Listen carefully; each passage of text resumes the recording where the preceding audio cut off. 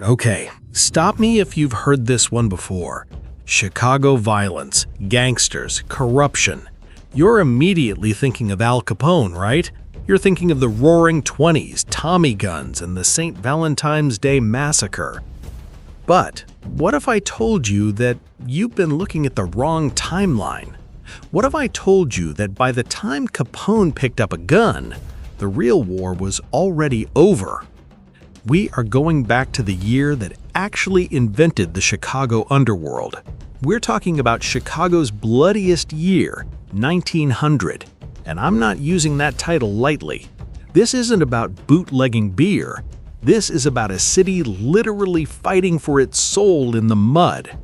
By the end of this video, you're going to understand why the Sluggers of 1900 make the gangsters of the 20s look like choir boys. We're digging into the forgotten labor wars, the death corner where the Black Hand was born, and the two politicians who turned corruption into an art form. So, grab a drink, get comfortable, because we need to deconstruct a myth.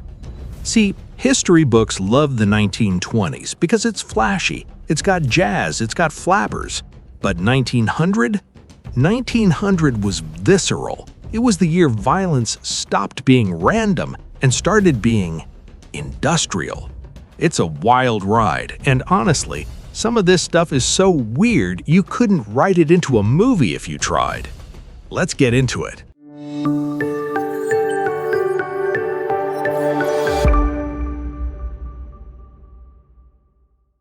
To really get what went down in 1900, you have to understand the vibe of Chicago at the turn of the century. It wasn't the shiny second city yet. It was a pressure cooker. The population had just exploded, like nearly tripled in a few decades, to almost 1.7 million people. Imagine cramming that many people into a city that was still half mud, half wood, and run by people who frankly didn't care if you lived or died. And the beating heart of this chaos? The First Ward, specifically a place called the Levee. Now, the Levee wasn't just a bad neighborhood. It was almost like a theme park for sin. It was an open-air market for everything illegal, gambling, booze, and other things we can't explicitly mention on YouTube, but you get the idea. It generated millions of dollars, and it wasn't hidden. It was right there, loud and proud. And running the circus were two of my absolute favorite characters in history. You seriously cannot make these guys up. On one side, you had John Bathhouse Coughlin. Big guy, former masseur, hence the name Bathhouse. He dressed like a peacock that exploded. I'm talking lime green suits, pink gloves, yellow shoes. He wrote terrible poetry. He was loud. And standing next to him, Michael Hinky Dink. Tiny guy, barely 5 feet tall, quiet, stone-faced. He ran the money. They were called the Lords of the Levee, and they were geniuses. Evil geniuses, maybe, but geniuses. See, Hinky Dink owned a saloon called the Working Men's Exchange. He served these massive schooners of beer, buckets of the stuff, and free lunch to the city's homeless and unemployed. Why? Out of the goodness of his heart? No, because every one of those guys was a vote. This is where the Chicago machine really started. Hinky Dink housed these guys in flop houses above his bars. Come election day in 1900, he'd wake them up, give them $1, and march them to the polls. They'd vote. Then they'd go to the next polling place, change their names, sometimes using names off of tombstones, and vote again. It was called colonizing, and it made Bathhouse and Hinky Dink untouchable. And how did they celebrate? The First Ward Ball. This wasn't a stuffy gala. This was, imagine a rave, but with 15,000 people, politicians mixing with pickpockets, and rivers of champagne. In 1900, this party was the visual representation of Chicago's corruption. They raised $50,000 in one night. That's like $1.5 million today, mostly from bribes paid by the criminals they protected. It was a Lollapalooza, as Hinky Dink called it. But here's the thing about 1900. It wasn't just parties and funny suits. The violence was bubbling right under the surface. While the politicians were dancing, the streets were getting ready to explode. Because in 1900, the biggest gang in Chicago wasn't the mafia. It was the labor unions and the employers hiring private armies to fight them. This brings us to the building trades lockout. This is the event that makes 1900 the bloodiest year in terms of how it changed crime forever. The building bosses locked out 50,000 workers, and both sides, the unions and the bosses, hired sluggers. These were professional bone breakers, men paid a daily wage to beat people into comas with lead pipes. And here is the payoff, the thing most people miss. Those sluggers in 1900, they were the forefathers of the hitmen. The tactics they developed, the drive-by beatings, the intimidation, the systematic violence, that was the training ground. When Al Capone needed enforcers 20 years later, he didn't have to invent them, he just hired the guys who learned the trade in 1900. So we've got eccentric politicians in green suits, we've got armies of sluggers roaming the streets, and we haven't even talked about the Black Hand or the Sausage King yet. But before we get to the really dark stuff in Act 2, I have a question for you.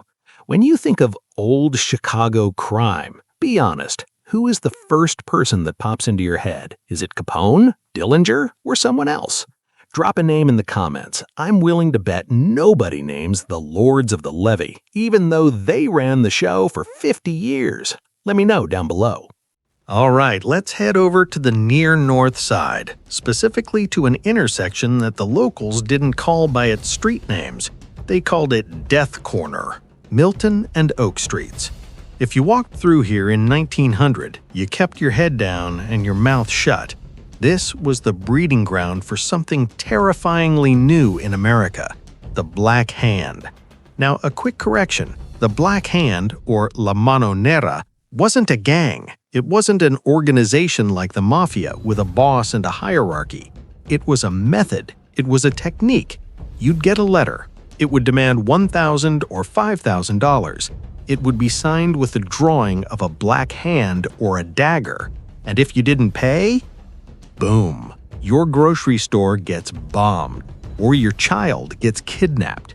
It was extortion in its purest, nastiest form. And in 1900, this was plaguing the Italian immigrant community. The police? Useless. Or worse, they were paid off. The victims were terrified of omertà, the code of silence. They knew that if they talked, the shotgun man would be waiting at Death Corner. But out of this chaos, a leader emerged, Big Jim Colosimo. In 1900, he was just a precinct captain for our friends Hinky Dink and Bathhouse John.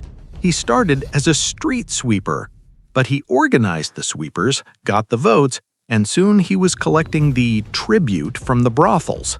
Big Jim is the missing link. He's the bridge between the disorganized thugs of the 19th century and the organized crime of the 20th. Here's the lineage, folks. Big Jim needs muscle to deal with the Black Hand extortionists who were targeting him. So, a few years later, he calls his nephew in New York, a guy named Johnny Torrio. Torrio comes to Chicago to help out, and eventually Torrio brings his own assistant, a young bouncer named Al Capone. So, without the environment of 1900, without Big Jim and the Levee, there is no Al Capone. It's a direct line. Now, I promised you some weirdness, and Chicago in 1900 delivers. We have to talk about the Sausage King. Technically, the murder happened in 1897, but the ghost haunts 1900. Adolf Lutgert. He ran a massive sausage factory. Rumor had it he killed his wife Louisa and dissolved her body in a vat of potash, or ground her into the sausage. Sales of sausage in Chicago plummeted. I mean, nobody wanted to eat, Lutgert died in prison in 1999, but by 1900, the factory was abandoned and people started seeing lights, glowing orbs, the ghost of the sausage vat. It's this mix of industrial grime and supernatural horror that makes this era so fascinating. It wasn't just crime, it was urban folklore happening in real time. And then you had the car barn bandits. These weren't the smooth, business-like mobsters. These were kids, nihilists. They robbed and killed for the thrill of it. They represent the wild card of 1900 violence. The machine could control the gambling, they could control the brothels, but they couldn't control these desperate kids with guns. It shows you that the city was fraying at the edges. So where were the cops? Where was the law? Well, in 1900, the Chicago Police Department wasn't really a law enforcement agency. It was more like a tax collection agency for the politicians.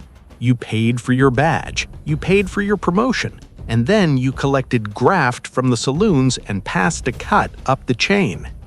If you were a cop in the levee, your job wasn't to stop crime, it was to regulate it.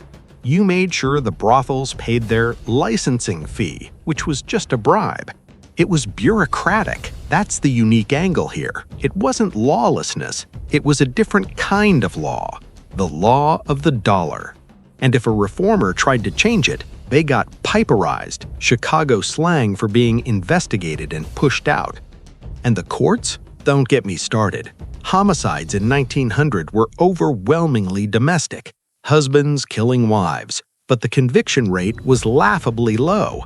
They had this thing called the unwritten law. Basically, if a man felt his honor was besmirched, juries would just let him go. It was a systemic failure that devalued life, especially the lives of women and the poor. So when we look back at 1900, what do we see? We see a city that is growing too fast for its own good. We see a political machine that has monetized vice. We see labor wars that turn city streets into battlefields. And we see the seeds of the mafia being planted in the soil of Little Hell. We obsess over the 1920s because of the movies, but the 1920s were just the harvest. The seeds were sown in 1900. The Sluggers became the hitmen. The Black Hand became the outfit, and the corrupt alderman? Well, some would say that tradition is the only thing in Chicago that hasn't changed much. Chicago's bloodiest year might not have the highest body count on record, but it had the heaviest soul. It was the year the city lost its innocence and learned how to organize crime on an industrial scale. It was gritty, it was dirty, and it was undeniably real. If you dug this deep dive into the dark history of the Windy City, you are going to love what we have coming up. We are building a whole series on the golden age of crime leading up to the 100-year anniversary in 2026. We're going to cover the weird, the forensic, and the forgotten. So smash that subscribe button, hit the bell, and let me know in the comments who was the most interesting character from 1900. Was it Bathhouse John and his green suit, or the terrifying shotgun man? I read every comment. Until next time, keep your nose clean and watch your back at Death Corner.